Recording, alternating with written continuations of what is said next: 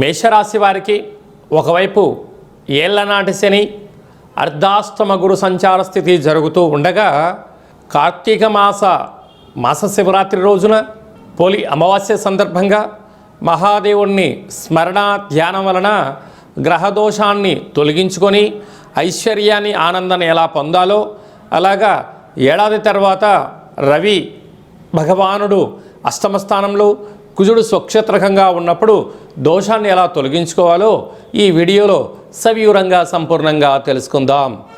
మేషరాశిలో ఏ నక్షత్రాలు వస్తాయి అనగా అశ్విని నక్షత్రంలోని 4 పాదాలు, భరణి నక్షత్రంలోని 4 పాదాలు, కృతికా నక్షత్రంలోని 1 పాదం కలిపితే మేషరాశి. రాశాధిపతి కుజభగవానుడు.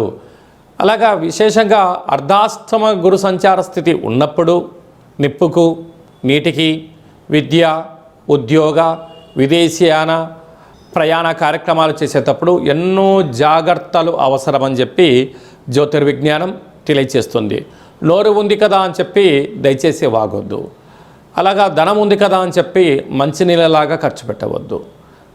అలాగనే తల్లిదండ్రులతో గురువులతో అన్నదమ్ముళ్లతో అక్కా చెల్లెలతో ఆప్యాయంగా మీరు ఉండే ప్రయత్నం చేయండి. సకల గ్రహ దోషాలు తొలగిపోతాయి. అలాగనే సంతాన స్థానంలో కేతు సంచార స్థితి, సప్తమ స్థానంలో శుక్రుడు స్వక్షేత్రకారకుడు అవ్వడం వలన వివాహ ప్రయత్నాలు కలిసి రావడం, బంగారు ఆభరణాలు, నూతన వస్త్రాలు, వాహనాలు, క్రయ విక్రయాలు యోగదాయకం. ప్రేమికులు చాలా జాగ్రత్తగా ఉండాలి. భార్యాభర్తలు అన్యోన్యంగా ఉండే మానవ ప్రయత్నం చేయగలగాలి.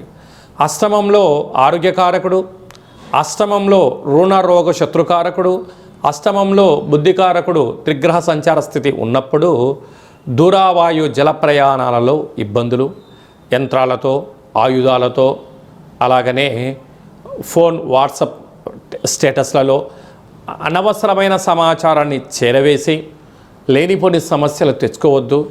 ఆర్థిక ఇబ్బందులకు గురి కావద్దు. దీనివలన భారీ మూల్యం చెల్లించక తప్పదు అని చెప్పి జ్యోతిర్విజ్ఞానం తెలియచేస్తుంది. కనుక పోలీస్ స్టేషన్లు కోర్టు మెట్లు ఎక్కుతూ అనేక రకాలుగా ఇబ్బందికి గురి చేసే పరిస్థితి అధికంగా ఉంటుంది. తస్మాత్ జాగ్రత్త. వ్యయంలో శని భగవానుడు ఉండగా అంటే అనవసరమైన ఖర్చులు పొంచి ఉన్న కాల సమయంలో ఇలాగా మాస శివరాత్రి రోజున పోలి అమావాస్య సందర్భంగా మహాదేవుడికి కూష్మాండ దీపము అనగా ఎర్రటి గుమ్మడికాయను సగభాగాన్ని కట్ చేసి పైనంతా కుంకుమను ఏర్పాటు చేసి 12 ఒత్తులు వేసి అందులో నూనెను పోసి